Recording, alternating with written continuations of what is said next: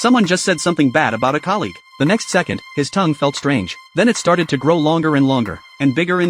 It couldn't be retracted at all. His best friend, who was standing next to him, was terrified when she saw it. She saw the almond tea in front of her. She thought the woman was allergic to almonds, so she asked everyone present, who has an epinephrine auto-injector? Luckily, someone happened to have one. The friend frantically opened it, took a deep breath, and injected it into the woman's thigh. But to her despair, the woman's tongue not only didn't shrink, it grew even larger at a visible speed. As the woman struggled to breathe, her friend finally remembered to call 911. The operator informed her that the nearest firefighters would arrive at the scene in 3 minutes. During the wait, the operator began asking her friend some questions to try to determine the cause of the woman's allergic reaction. Her friend explained that the woman had stayed up all night working overtime the previous day, and this morning she found out that her crush, Old Wang, had divorced, so she was extremely excited. The dispatcher checked the records and ruled out the possibility of an almond allergy. She initially suspected it was hereditary angioedema. When under excessive stress or emotional distress, it can cause facial swelling, but just as she finished speaking, the woman went into shock due to oxygen deprivation.